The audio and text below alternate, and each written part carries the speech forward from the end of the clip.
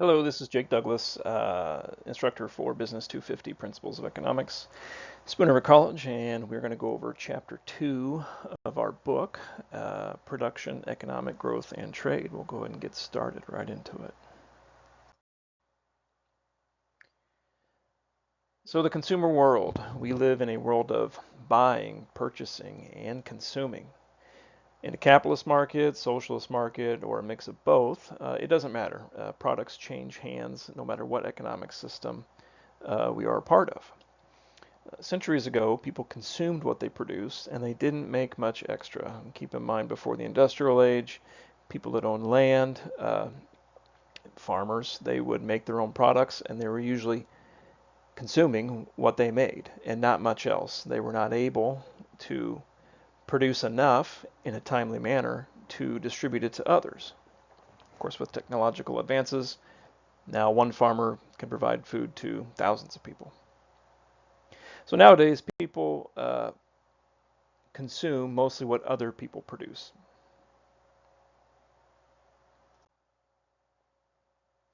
So why do we consume? Three reasons. We want to better ourselves, such as a gym membership or taking medications.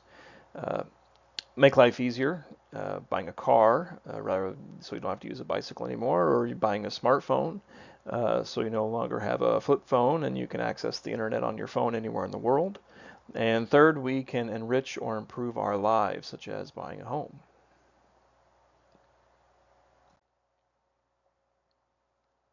So what drives economic growth? A couple things. First is technological growth. In the 1950s, in order to call somebody long distance outside of your town or a local area, usually, you had to call a real person called an operator who would then locate the person you wanted to call. Usually, they would say operator. You would say the person that you wanted or the area that they lived.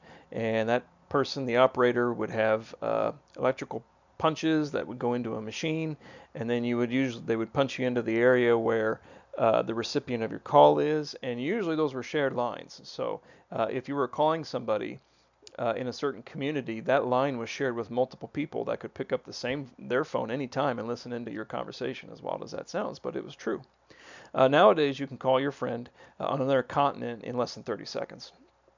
Technological change. So even better, you can call someone outside of your house using a cell phone. You couldn't do that 50 to 70 years ago. So we've made communication and information processing much more efficient. And this grows our economy, and we can get stuff done much faster. The second driver of economic growth is trade. Trade doesn't really impact you and me as much as technology does, but it has a large effect on the macroeconomy. So countries trade with one another to expand their opportunities to consume. The United States can't make chocolate with its own resources, so they buy ingredients from other countries. Now they can make it and consume it. That's why we trade. One country consumes what the other produces. The producing country grows. The consuming country gets the product they want. So a society must answer three questions to start growing their production and trade.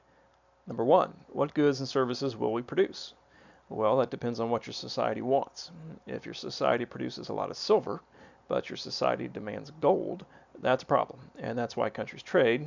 Somebody wants silver somewhere. But more specifically, what kind of economy your society holds is also important. In true socialist economies, the government decides what a society wants and will produce. In a true capitalist economy, private citizens signal what they want and don't want. Number two, how will we make these goods and services? This is dependent on a society's workforce, how much capital it has, and the land it owns, the three resources that are key for a growing economy. We combine these three things to get an idea of how you will make stuff, and you need all three to have an economy. So number one, what goods and services will be made? Number two, how will they be made? And number three, who's going to get the stuff? Who will get the goods and services that you are creating? Once we've decided what to make and how to make it, a society must determine who will receive the goods and services and how will we get it to them. There is no point in making products if there is no demand for it or if there's no way to distribute them to the people that want them. So we talk about economic systems. Socialism, capitalism, fascism, these types of societies. Well, who makes these types of decisions on what kind of society we're going to have? Who chooses a society's economic system? Well, it depends on who owns the land, who owns the money, and who owns the labor in a society. Who are the decision makers? Is the decision makers the government, or are the people in the society the decision makers? So let's take a look at a chart here that goes over four different types of economic systems. Socialism, fascism, capitalism, and communism. Now you hear these words interchanged quite a bit if you watch a lot of political news, but these four words are quite different because they stand for different things on what type of economies they possess. We're only going to focus on the ownership and the prices category. We really don't, economics, for the purpose of this course, we're not going to worry about equality, healthcare, those other things. Ownership, who owns the stuff, and prices, who sets the prices. Looking at socialism, ownership, individuals may own property in small businesses. State ownership, government ownership, they own the essential services such as electricity, water, and the internet. Essential stuff that we really need in this day and age to have a standard of living. Who sets the prices in socialism? Well, there's a redistribution of wealth through the government oversight. The government redistributes the wealth of people. There's price controls on staple goods while much of the economy runs unfettered. Price control on staple goods. The government decides how much we're going to produce of stuff, of the staple stuff. When we say staple goods, again, goods needed for basic living, milk, bread, stuff like that. The government puts price controls on how much businesses in their society will charge for those types of things. The rest of the economy runs unfettered, meaning there's no strict regulation by the government. Fascism, ownership. Individuals may own property in small businesses. The government ownership of essential services through a dictator. So this is usually just one person or a small group of people. Dictator in most, it's mostly understood it's one person. Who sets the prices? The prices are set around a class structure and are influenced by supply and demand. Class structure, rich people, poor people. But they are influenced by supply and demand, so kind of like capitalism. So capitalism, United States of America is a capitalist society, free market. Who owns the stuff? Individuals have right to own property. There is little to no government ownership of services or production. Who sets the prices? They are set by the consumers and corporations through supply and demand. Competition brings with it lower prices and better products. The key to capitalism, as opposed to the other three economic systems, competition. Capitalism wants competition to keep low prices low, and so society gets better stuff. And fourth, communism. Ownership, the entire elimination of property rights. No citizens, no individuals own any land. There's no economic incentives to individually own anything either. Prices are set by the government, and who respond and control supply and demand to artificially control pricing. Not only are they controlling the prices, they're also controlling how much they give out to people.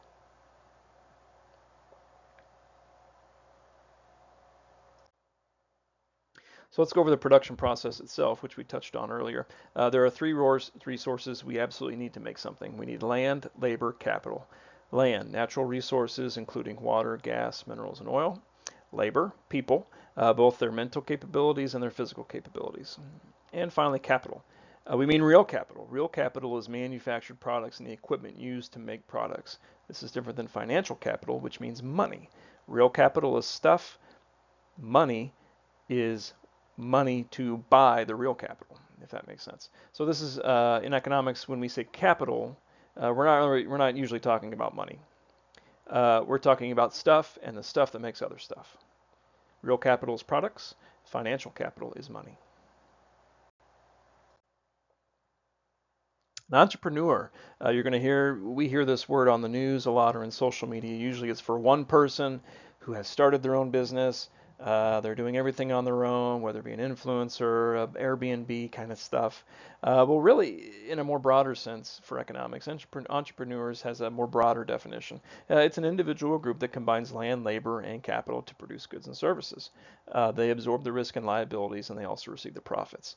So really any kind of business owner, you own a restaurant, you own a gift shop, any of those people, or even a group. So it could not just be one person, it could be a group. Really any kind of business owner could qualify as an entrepreneur. They absorb all the risk and liabilities and the costs of running a business, but they also receive the profits of the business, and that's why they have a business, to make money. So let's go over efficiency real quick. Once a society decides what to make and how to make it, they got to decide who receives it. Remember those three questions from earlier. That leads to two different aspects of efficiency. We have production efficiency and allocative efficiency. Production efficiency is when goods and services are produced at their lowest cost. So if we have two countries and one country, and they both make the same stuff, let's say they both make blankets, and one country can produce the same amount of blankets as the other country, but the first country can make it for cheaper cost to them, it costs them less to make it, they have productive efficiency. Allocative efficiency is when goods and services produces only what society wants. Sometimes this is the government, sometimes it's consumers. So allocative goods and services are made only to what society demands they want. Two very different things. Production efficiency, I want it at the lowest, a country can make it at the lowest cost, or a firm. Allocative is I'm being efficient by only creating what customers want. Keep in mind, no country or society has an infinite supply of resources. So production possibilities, as we know, there are only so many resources available in the world. So how do societies decide how much they can make of products that use the same resources? You know, think of computers and dishwashers, which we're going to talk about later. Maybe they both use the same parts, computer chips, things like that. Well, how does a country or society or an industry know how to distribute? Do we want to make all computers, all dishwashers? No, we probably want to make a little bit of both because people want both. But always remember, opportunity costs. There's always a trade-off. So we can use a basic economic chart called a production possibilities chart to graph out these kinds of decision making. So what we see here in the graph is a production possibilities chart.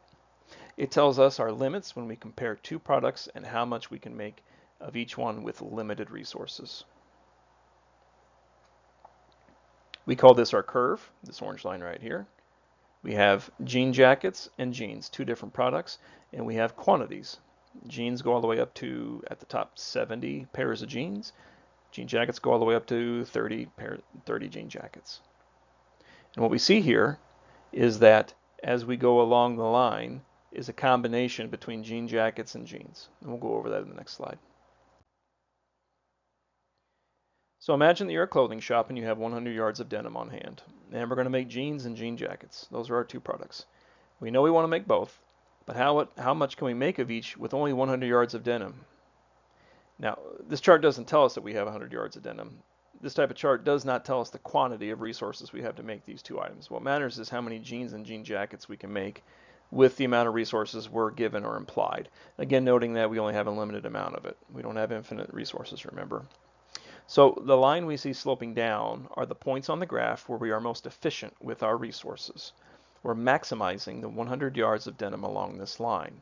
So from the chart, we know that if we have made 30 jeans and 0 jean jackets, we've used 100% of our denim right here.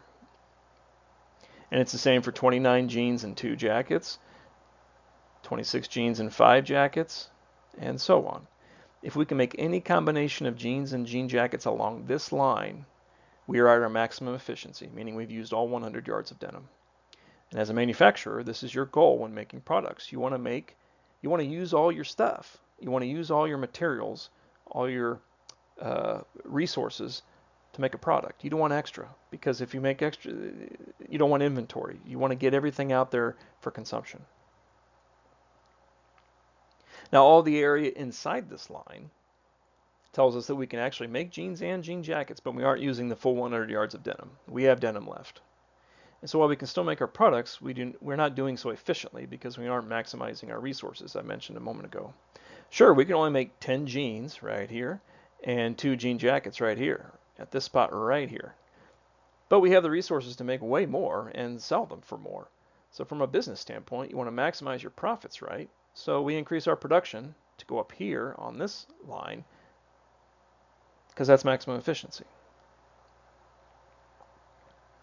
Now the area outside the curve is called the frontier. In this area, it's impossible to produce these quantities because we do not have enough resources to do it. We have 100 yards of denim. I cannot make 35 jeans and 6 jean jackets. Why? I don't have enough resources. So we call this the frontier. Anything out here is unattainable. Can't do it. Impossible. Now, this is only one situation for using a production possibilities curve chart. In a broader view, like a society, and not just your clothing shop, you may see a chart that looks more like what you see in the slide. And again, as I mentioned earlier, computers and dishwashers. At first glance, you'll tell yourself computers and dishwashers don't really go together. They have different uses. But when we consider what a society entails, like its number of workers, technology, and capital, both computers and dishwashers need those same amount of workers, technology, and capital to be produced. If we only have 100 workers, let's say our resource is 100 workers. Well, 100 workers can make 10,000 computer chips, but that means they're going to make 0 dishwashers. So what can we do with 100 people? And that's what this possibilities curve is. If your town has 10,000 employees and they all make computers, we can see that from the chart that 0 dishwashers will be made right here. The point is we want to make here is that there is an opportunity cost in what we produce because we only have so many resources available.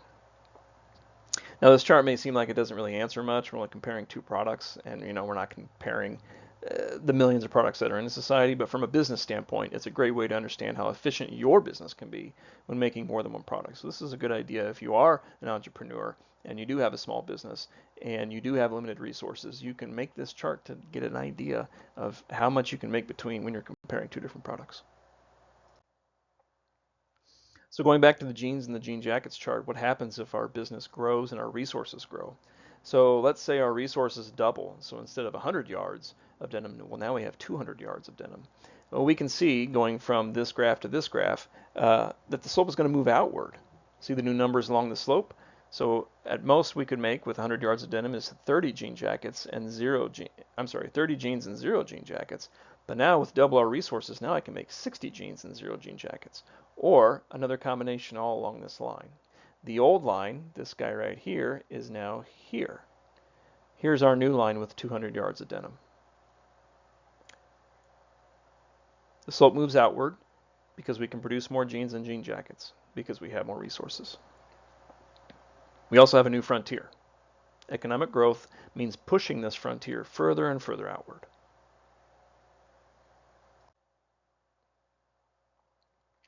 So going back to the broader economy graph of computers and dishwashers, it isn't just an increase in one resource that contributes to economic growth, but many resources. So in the last one we talked about, now I have 200 yards of denim. But now, it's, in a broader terms, there's multiple things that can shift this slope outward, such as labor, capital, and technology, or usually a combination of all those things. So from a workforce standpoint, the more workers available in a society, the more production that can be completed. And this can push our curve outward. More people, more stuff. But also keep in mind that we must keep worker skills the same or improve them to keep pushing this curve outward. So it doesn't just have to be more people. It could be the same amount of people that are trained better, and now they can make more stuff. Education, on-the-job training.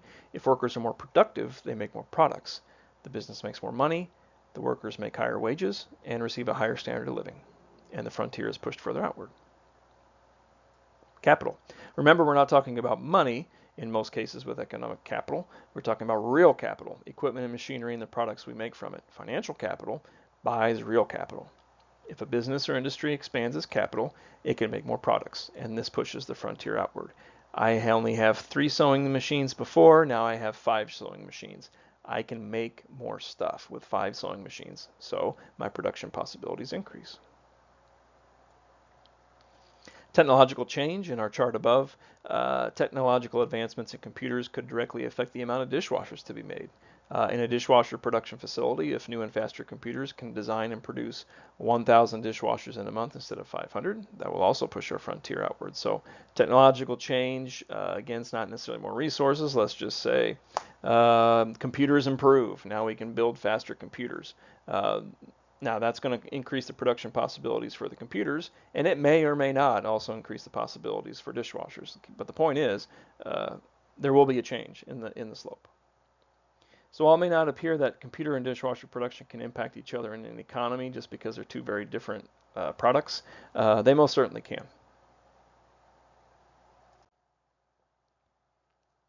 So summarizing a production possibilities chart, so we need to understand that more resources equals more economic growth. Human capital, real capital, and technological change can increase resources, which increases production, which creates growth. This production possibilities chart is just a very simple model of how an economy works and will help us understand economic policies later.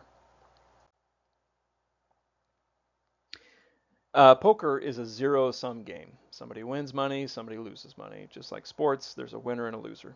Economic trade between industries, trade between nations, is not a zero-sum game. Rather, is a positive-sum game.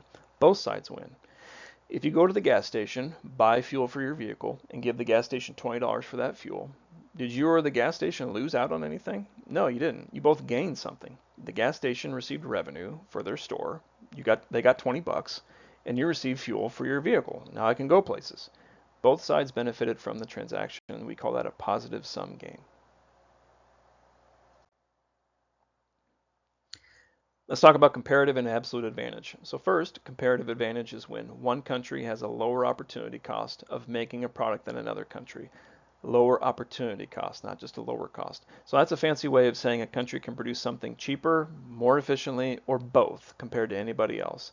They have less trade-off than other countries to make something. So this idea came from an economist named David Ricardo in the 1800s. He read Adam Smith's book, which we talked about in Chapter 1, The Wealth of Nations, and he eventually got into British Parliament and was big on monetary policy. So from our textbook, Ricardo was outspoken against Britain's 1815 Corn Laws. So these laws placed high tariffs or a tax on any imported grain coming into Britain. So this was meant to protect British landowners. They did not want producers outside of Britain taking their business away. So anyone that tried to buy outside grain would have to pay more for it. So if you bought grain from a dude in Britain, you paid less than if you're trying to buy it from somebody outside Britain. This was meant to benefit British landowners and British farmers. So Ricardo wasn't a fan of this and created the theory of competitive advantage. Without getting into the weeds, his argument was that by enacting the Corn Laws, land and property rent was going to increase for British citizens and profits were going to decrease for British manufacturers. And he was right. So as a result of this, he proposed free trade between countries, meaning no taxes on imports, and that countries should focus on trading what they specialize in. So while the 1815 Corn Laws went into effect anyway, the politicians at the time weren't always that smart. His ideas remained and built the foundation of many other economic theories today. As an aside, Mr. Ricardo died from a simple ear infection in 1823. So he is just one more example of how technological growth can benefit a person's standard of living in our present day. Most people nowadays do not die from ear infections. We can thank technological change for that.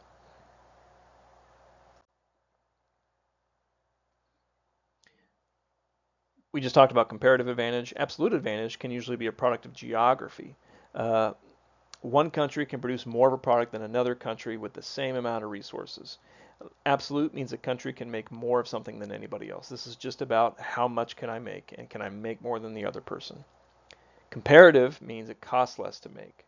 Absolute means I just make more of it. So think about it. Saudi Arabia has a lot of land that can produce a lot of oil. Finland has land that produces zero oil. Both countries have land, but Saudi Arabia has absolute advantage over Finland in oil production. They can make more of it.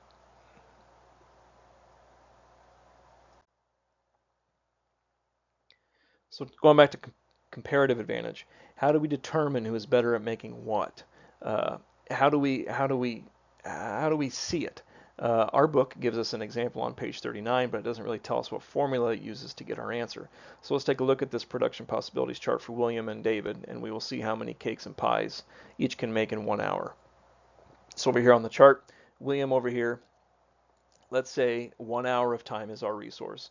In 1 hour, William can make 4 pies and 0 cakes, or 2 cakes and 0 pies, or a combination. David on the right can make 6 pies in 1 hour, but no cakes, or 4 cakes in 1 hour, but no pies, or a combination of the two. So who has comparative advantage?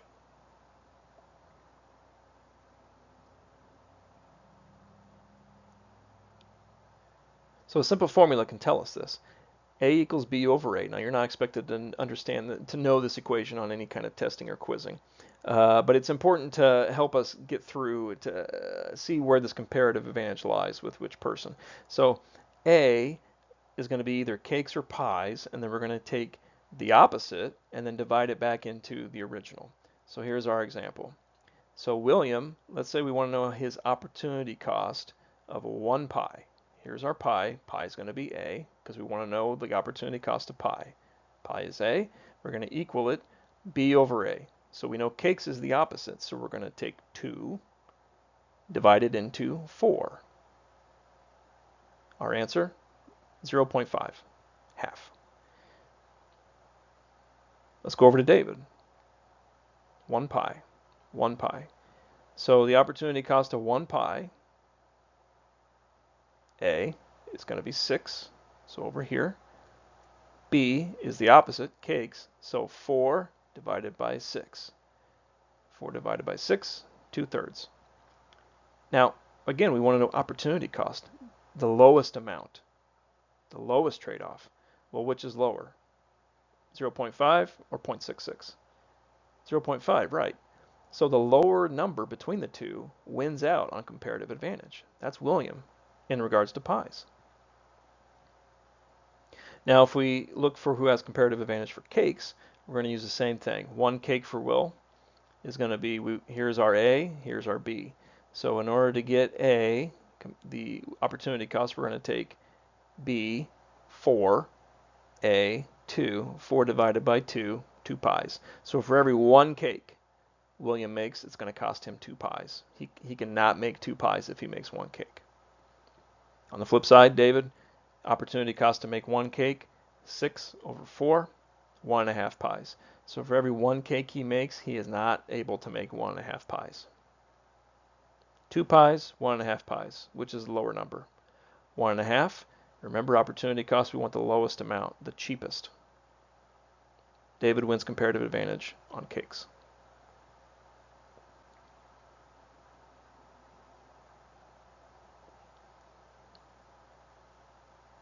So Will knows this. So is he going to focus on pies or is he going to focus on cakes? Well, he has the comparative advantage over David of pies. So he's going to make more pies because it costs him less to make them. So this is what he's going to specialize in because he can make more of it in a shorter amount of time.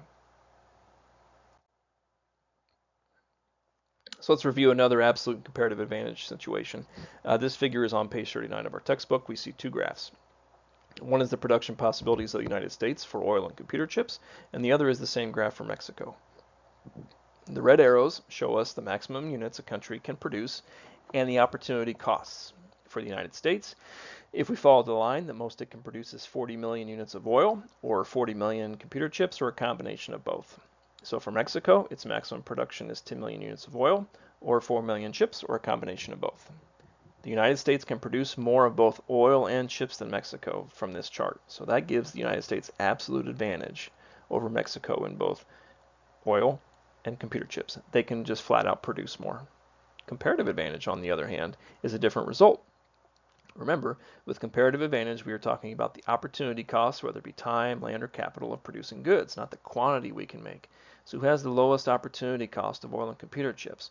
Again, using the same formula of A equals B over A. In the United States, we're going to take 40 million chips over 40 million oil. That gives us a value of 1.0. The oil for Mexico, 4 million chips. We want to know oil. So oil is our A. So we're going to take B over A, 4 into 10, and that gives us 0.4. Remember, the lowest number is better. Lower is better. 0.4, 1.0. So who's more efficient in producing oil? Well, it's actually Mexico.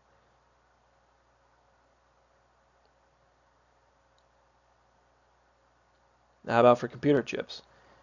United States again, 40 over 40, 1.0.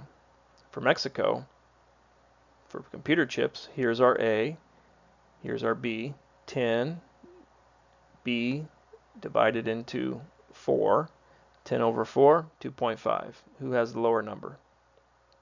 United States. So United States has comparative advantage over Mexico in producing computer chips. So Mexico is more efficient in producing oil. The United States is more efficient in producing chips. So who should specialize in what? Well, Mexico can make oil more efficiently, so they should specialize in oil because they could be more efficient in making it. The United States should prioritize in making computer chips as it has comparative advantage over Mexico. So how does trade benefit two partners? Why doesn't the United States just produce all the oil and all the chips and not trade at all? But they can make more of both, right?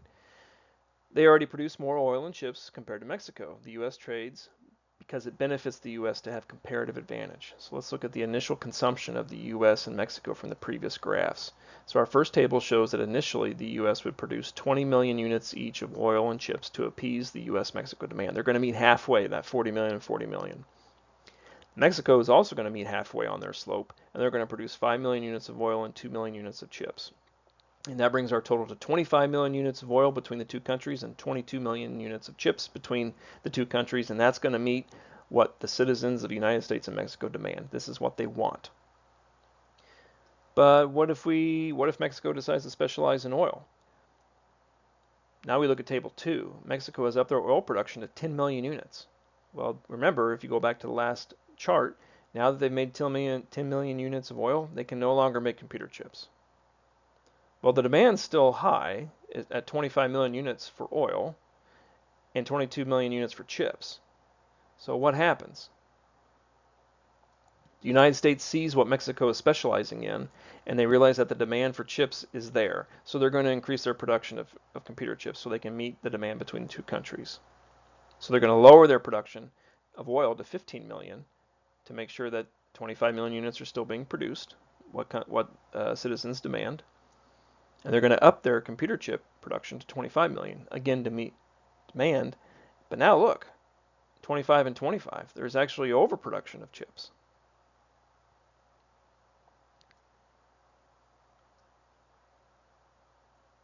Just by Mexico changing and specializing in oil production, we're able to make more total units of chips. And now these two countries are going to trade between themselves. Well, Mexico isn't making any more chips, but their citizens still need it. So the United States is going to trade them. They're going to give them computer chips for a little bit of oil. So Mexico trades oil to the United States for chips. In the final table, we can see that Mexico traded 5 million units. They went from 10 down to 5. And in return, they received 3.5 million chips. Now we see here both sides of trade, 25 million units of each, which is higher than 25 and 22. Just by trading, we now have more products out there on the market, and we can meet higher demand. Trade isn't perfect, and it doesn't always benefit everyone. Every transaction comes at a cost, which we all know. Regardless, you are still giving up something to get what you want, and there's risk in that. So it's also difficult for countries to specialize in one product. Complete specialization would be very risky. Your product could become obsolete, demand may go down for it, laws and regulations may inhibit or prohibit trading your product, or an environmental disaster could wipe out your product entirely.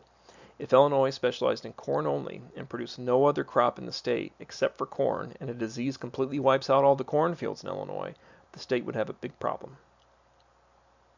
So finally, while trading between countries does benefit nations, some industries or individuals inside those nations could be negatively affected by that. And our case study this week is going to be about NAFTA, the North American Free Trade Agreement, which goes into trade not always helping everybody. So final thoughts. Every economy must decide what to produce, how to produce it, and who will get the product. Production converts land, labor, and capital, 3 resources, into goods and services. A production possibilities chart gives us a basic understanding of what an economy can make and how much they can make of it with the same resources, time, workers, etc. Absolute advantage is when one country can make more of something than another country with the same amount of resources.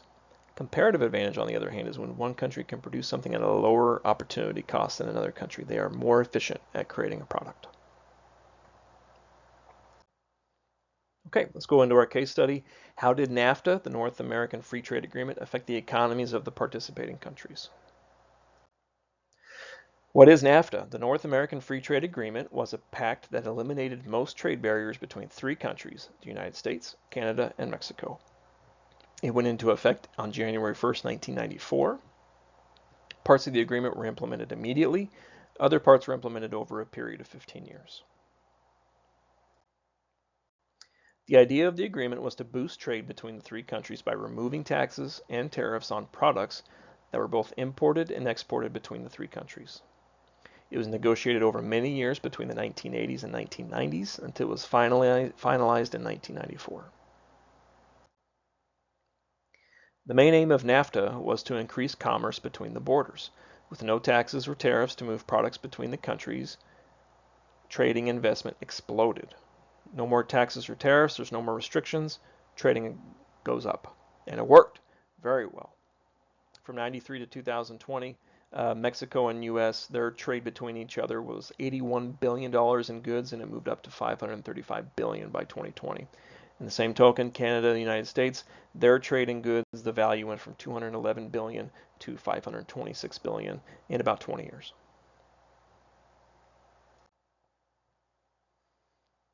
Here's gross domestic product growth from 97 to 2022, which is about 15 years. The United States had a 53% increase in GDP growth, Canada 33%, Mexico 20%. Well, the United States has a higher number than the other two, so I guess they win out on this trade, right?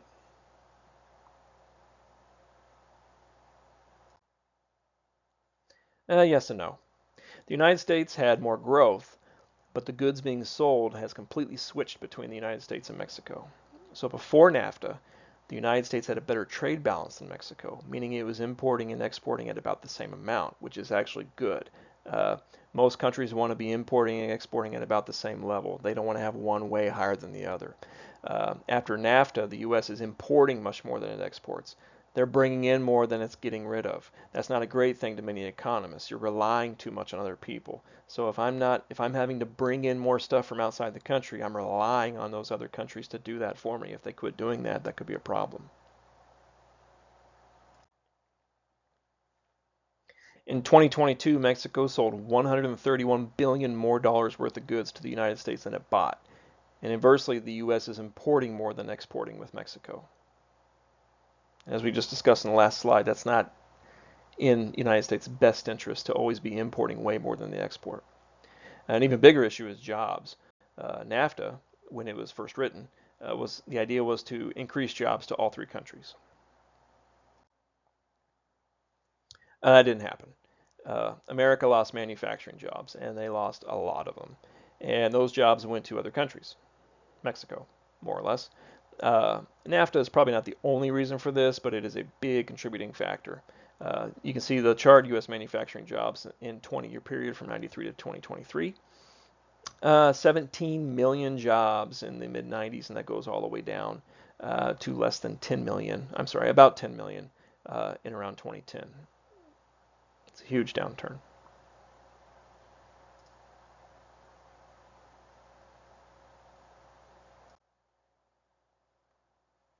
Well, how these jobs get lost? Well, because there's no more taxes on imported products, and it's cheaper to make products in less developed countries. Mexico is less developed than the United States, so everything's cheaper there. So Mr. U.S. business moves their business to another country because it's cheaper to operate there.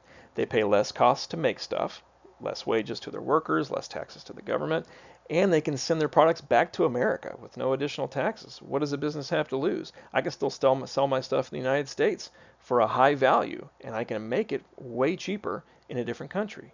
Easy.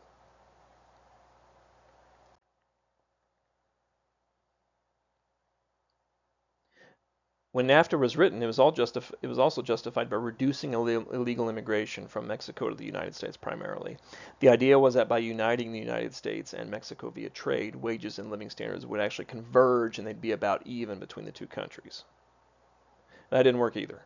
And between 1990 and 2000, Mexican immigration doubled. Now again, NAFTA is not the sole reason for this, but it did contribute. We can see here on the graph from 1900 to 2022. It really doesn't go up very high up until 1970.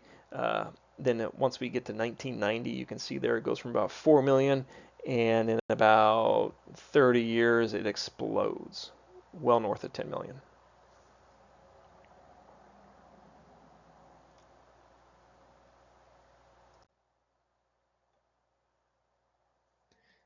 So ultimately, NAFTA is a difficult free trade situation for the United States.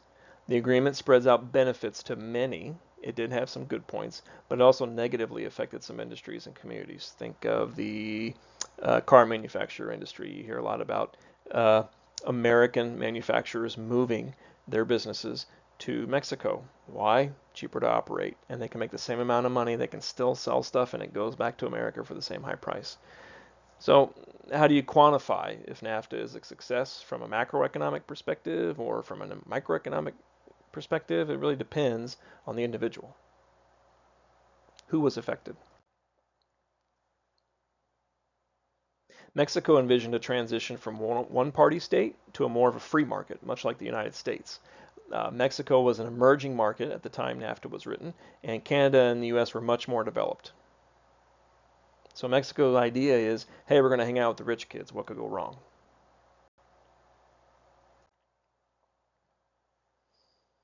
Well, in the first 2 years of NAFTA, from 94 to 96, Mexico's currency had a crisis, and local gross domestic product went down 9.5%. That's a huge number.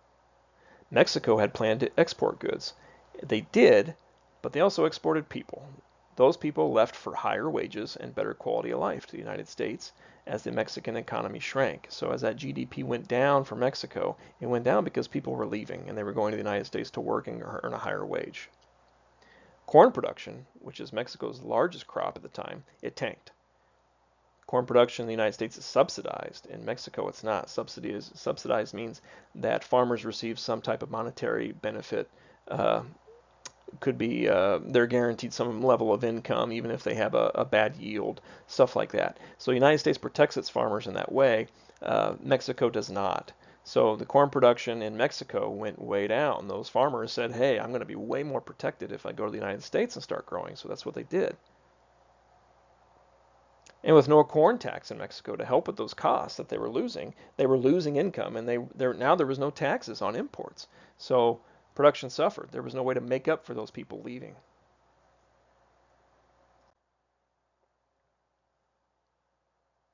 So what about Mexico continued? Figure 1 on the left shows the growth of income per capita in Mexico. Per capita means per individual.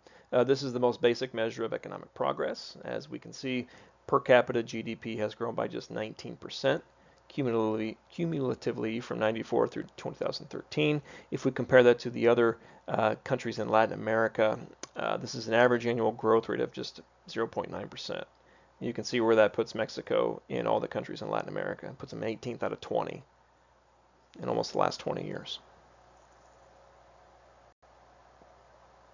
The country's not growing, or its country's not growing at a fast rate, let's just say that.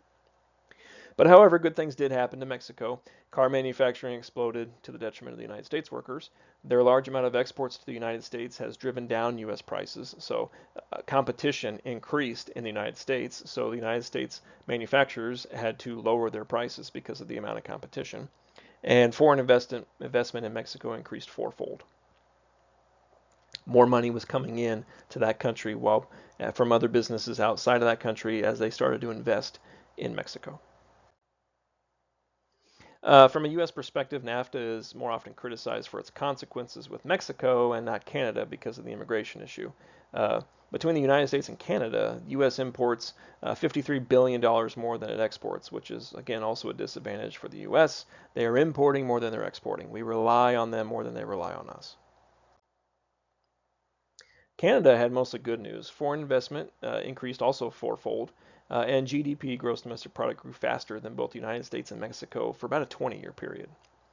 It has a surplus on exported goods to the U.S., but not for exporter services. Um, more goods were going to the United States. Exporter services is a service, and you're not getting or receiving a physical, tangible product. Those are online services, banking services, things like that. Canada has a surplus on exported products, tangible stuff. They don't have a surplus on exports for the services that Canada provides. But what really improved was Canada's oil exports. They produced way more oil after these trade barriers were lifted. So you see over here on the left, United States crude oil imports in 1993, 30, just under 38 billion.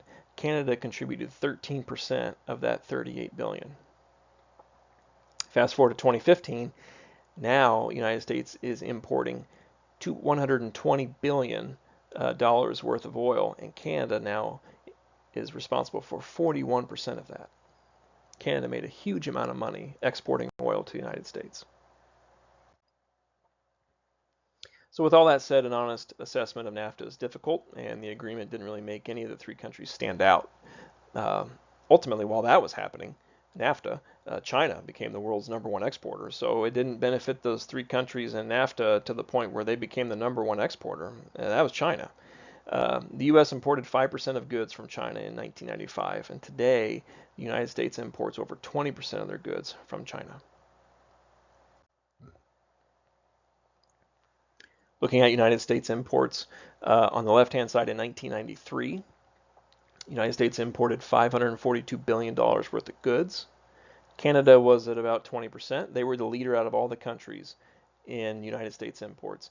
Canada was exporting, I'm sorry, United States was importing 20% of all their goods from Canada.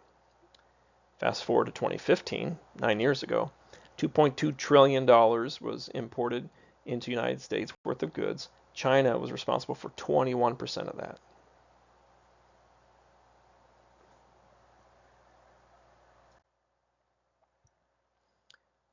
So in summary, NAFTA the good. Uh, NAFTA lowered the prices of groceries, especially in the United States. It lowered the price of oil and gas. Certain industries received employment boosts, and diplomatic relations increased between the United States, Mexico, and Canada. We're all friends now, more or less.